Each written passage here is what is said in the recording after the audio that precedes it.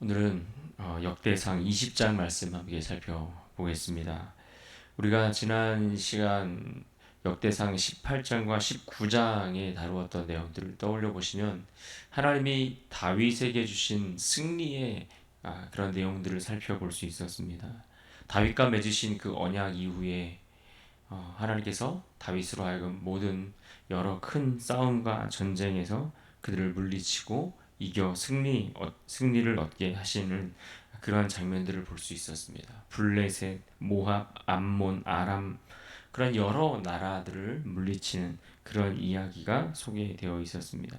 특별히 18장 6절에 보시면 다윗이 그와 같은 승리를 얻고 그가 큰 승리를 얻게 된 그 이유에 대해서 말하기를 어디로 가든지 이기게 하셨기 때문이다. 즉 하나님이 그와 동행하셔서 하나님이 그에게 이기게 하셨기 때문에 그가 승리할 수 있었다라고 그렇게 기록해 주고 있습니다. 그렇다면 여러분 이제 다윗은 어떻습니까? 그 많은 전쟁을 치르고 많은 싸움에서 승리를 얻었는데 그러면 이제 좀 전쟁이 끝나고 사라지고 잠잠해지고 그렇게 그 땅에 평화가 왔을까요? 오늘 본문 20장에서 그 질문에 대답을 해주고 있는데 그것은 아니다라는 대답을 내어주고 있습니다. 전쟁이 멈추고 더 이상 싸움이 없는 그런 때가 돌아왔다라고 이야기하는 것이 아니라 여전히 싸워야 할 전쟁이 계속 있었고 그 전쟁을 계속 싸워 가야 했고 또 싸우면서 그러나 하나님은 그 계속되는 싸움 속에서 또한 승리를 계속해서 허락해 주셨다. 그 내용을 우리가 볼 수가 있습니다. 본문 1절을 보시면 이렇게 시작합니다. 해가 바뀌어 왕들이 출전할 때가 되매 요압이 그 군대를 거느리고 나가서 암몬 자손의 땅을 격파하고 들어가 랍바를 에워싸고 다윗은 예루살렘에 그대로 있더니 요압이 랍바를 쳐서 함락시키매.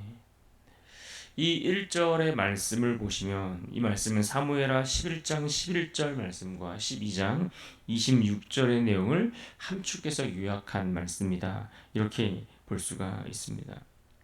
그런데 특별히 사실 이 배경과 관련해서 이 시대적 배경과 관련해서 사무엘하 11장에서는 다윗이 예루살렘에 머물러 있으므로 그때 어떤 사건이 발생했습니까? 다윗이 우리아의 아내 밧세바를 데려다가 그와 동침하는 사건이 기록되어 있었습니다. 그런데 오늘 본문에서는 그 이야기, 그 사건을 전혀 다루지 않고 완전히 생략한 것을 볼 수가 있습니다. 이유는 무엇 때문일까요?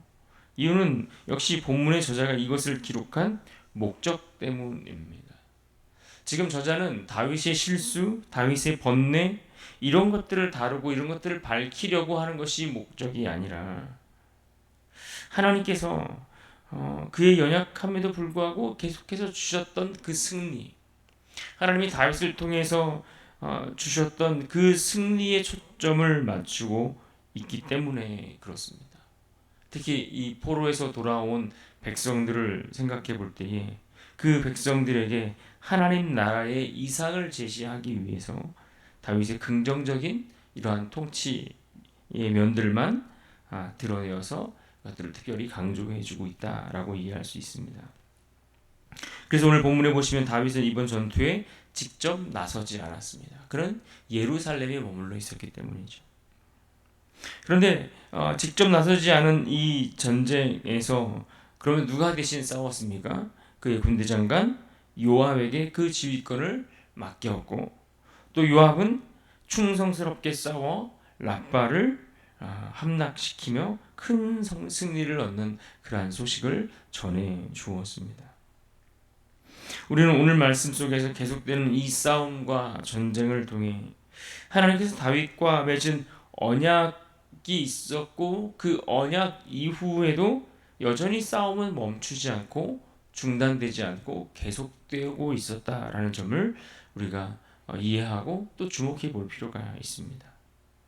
하나님의 언약 백성이 되었지만 그렇다고 싸움이 없는 것이 아니라는 겁니다. 하나님의 약속을 얻었지만 그렇다고 우리의 삶이 잠잠히 평안만 있는 것도 아니라는 것입니다. 싸움이 없는 것이 아니라 여전히 싸움이 있지만 그 싸움을 통해 여전히 우리는 승리를 얻을 수 있다 하는 것을 가르쳐 주는 것이죠. 특별히 그 싸움의 승리를 이 다윗이 지금 그 자신만 누리고 있는 것이 아니라 오히려 그 싸움에 함께했던 충성스러운 자들, 충성된 하나님의 사람들과 함께 그 승리의 기쁨을 누리고 나누며 그렇게 힘을 합하여 나라를 통치해가고 있다 하는 것을 우리에게 보여주고 있습니다. 이것은 오늘 우리의 신앙생활과도 마찬가지라고 생각할 수 있습니다. 우리의 신앙의 길도 이와 같다라는 겁니다. 하나님께서 그의 택한 자들에게 동일하게 약속의 말씀을 주시지요. 하나님이 우리를 그의 자녀 삼으시고 백성 삼으시며 우리를 어떻게 인도하실 것인지, 어떻게 우리를 지켜주실 것인지에 대한 그런 약속의 말씀이 있지만 그 약속의 말씀을 얻었다고 해서 우리 삶의 싸움이 없는 것이 아니라는 겁니다. 약속의 말씀으로 인해 전투와 전쟁과 싸움이 사라지는 것이 아니라 여전히 우리는 그 싸움을 싸워가야 한다라는 겁니다. 비록 전쟁은 사라지지 않고 여전히 싸워야 할 수많은 싸움의 자리들이 우리 눈앞에 펼쳐져 있고 우리를 기다리고 있지만 그러나 중요한 것은 하나님이 그 싸움 가운데 우리를 홀로 내버려 두지 않으신다 하는 겁니다.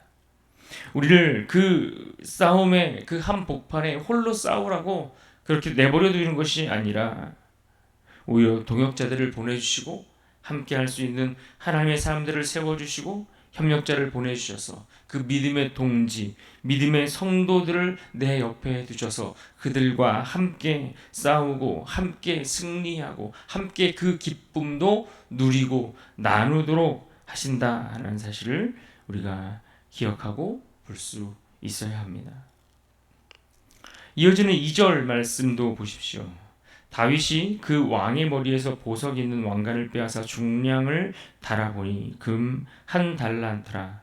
그들의 왕관을 자기 머리에 쓰니라. 다윗이 또 그 성에서 노력한 물건을 무수히 내오고. 지금 이스라엘과 암몬 사이에 있었던 오래된 싸움이 드디어 다윗이 적장에 왕관을 빼앗아 그가 머리에 쓰게 되므로 이 전쟁과 싸움이 마무리되었습니다. 그런데 이 싸움에서 다윗은 이 전리품과 함께 이 정복자의 왕관을 머리에 쓰게 되었다라고 표현하고 있는데 이것은 더 이상 암몬이 그들의 나라가 아니라 다윗이 그들의 주권자가 되었다라는 것을 선언해주는 그러한 모습이라고 이해할 수 있습니다. 또 이어지는 3절 말씀에 보시면 3절에 이렇게 말씀합니다. 그 가운데 백성을 끌어내어 톱과 쇠도끼와 돌서래로 일하게 하니라. 다윗이 암몬 자손의 모든 성읍을 이같이 하고 다윗이 모든 백성과 함께 예루살렘으로 돌아오니라. 이 말씀에 대해서 두 가지 해석이 있는데 첫째는 다윗이 말 그대로 사로잡힌 자들에게 톱과 쇠도끼와 돌서래 이런 것들을 가지고서 그들에게 노역을 시켰다. 노동을 시키고 노역을 시켰다라는 의미로 해석이 될 수도 있고 또 다른 하나는 두 번째 해석은 무엇인가? 그 사로잡힌 자들이 이와 같은 도구들로 인해 잔인하게 학살을 당했다라는 그런 해석도 나오기도 합니다. 그런데 중요한 것은 어떤 해석을 따르느냐, 해석을 하느냐 하는 것보다 중요한 건 여기서 다윗이 그 앞서 암몬의 조문을 갔던 그의 신하들이 그 땅에서 당했던 수치와 모욕 이것들에 대해서 지금 다윗이 갚아주고 있다라고 그렇게 이해하고 그 수치당한 것을 되갚아주고 있다라고 볼 수 있다라는 것입니다. 그리고 더 나아가서 이들을 이와 같이 심판하고 이들에게 노역을 시키고 이들을 학살하고 이런 내용들이 주어지는 것은 바로 그들이 가지고 있었던 이방 신상 숭배 이런 것들과도 연관이 있다는 것을 알 필요가 있습니다. 2절에서 말했던 그 왕관을 빼앗아 머리에 썼다고 얘기하는데 실제로 금 한 달란트면은 36kg가 넘어가는 굉장히 큰 무게인데 그것을 머리에 썼다라는 것이 현실적으로 조금 잘 안 맞는 부분들이 있지 않습니까? 그래서 사실은 이 왕관은 그들이 섬기는 우상과 관련된 하나의 상징적인 그러한 물건으로 그렇게 이해할 수가 있습니다. 게다가 그 땅은 사람들을 불러 지나게 하며 인신제사를 드리는 그런 악한 미신적인 요소들을 가지고 있는 그런 행위들, 그들의 그러한 악한 행위들에 대해서 하나의 심판의 성격으로 오늘 말씀을 또 해석하고 이해할 수 있다라는 겁니다. 그렇습니다. 하나님께 받은 승리의 열매는 이처럼 단지 내 이름을 높이기 위한 것이 아니라 이처럼 승리를 통해 나를 드러내기 위함보다는 공의로운 하나님의 질서를 따라 그 악한 일들을 제거하고 그 땅에 하나님 나라를 세우기 위한 것이었다 하는 것을 우리가 기억해야 합니다.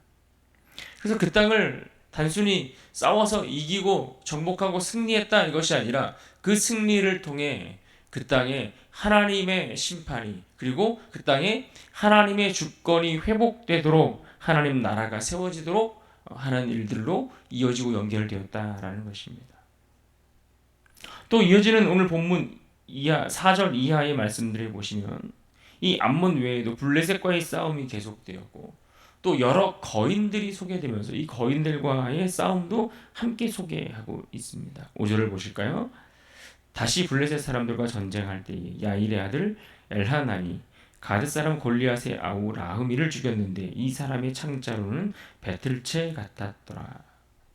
지금 다윗과 함께한 용사들이 블레셋과 싸웠고 특별히 거인들과 싸워서 이겼다라고 기록해 주고 있는데 이 중에서도 골리앗의 동생이 있었고 또 6절에 보시면 손가락과 발가락이 6개인 사람들도 있었다 이런 기록들도 해주고 있습니다.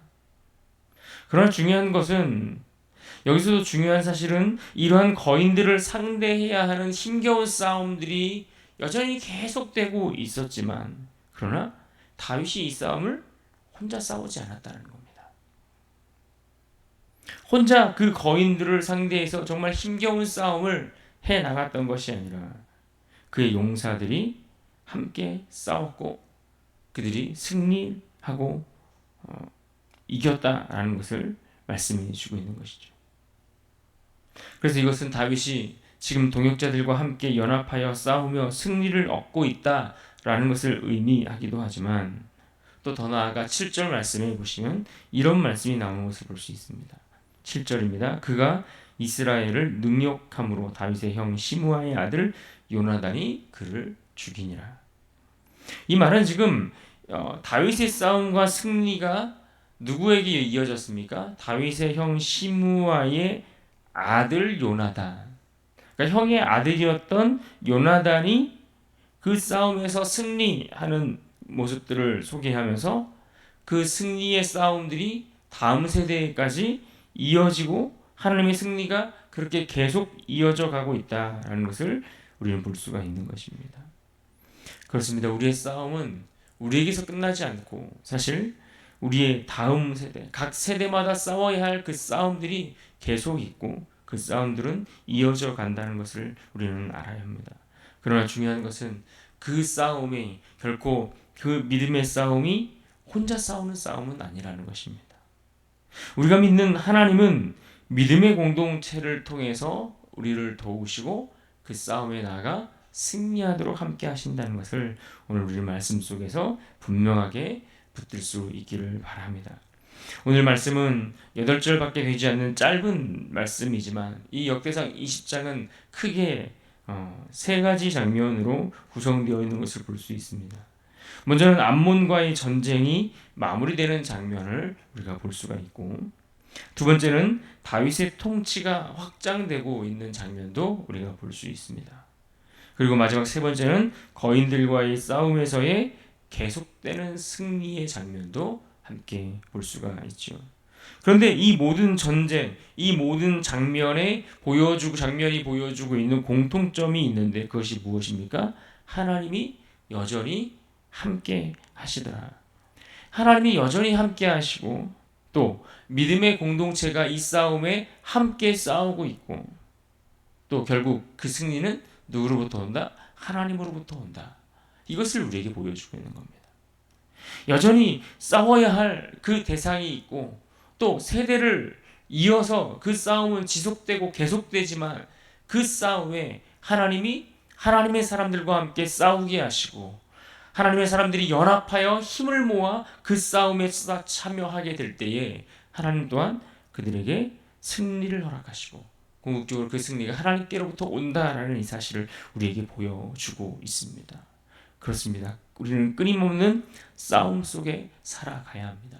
매일매일 하나님이 허락하신 그 삶의 자리 속에서 싸워야 할 영적 전투와 전쟁이 있습니다. 그러나 기억하셔야 합니다. 하나님의 약속은 변하지 않고 하나님의 승리는 계속된다라는 것을 기억하시기 바랍니다. 그런 의미에서 오늘 본문 8절 말씀을 우리가 다시 한번 읽고 기억하며 붙들고 이 하루도 승리할 수 있기를 바랍니다. 8절 말씀 함께 읽습니다. 시작.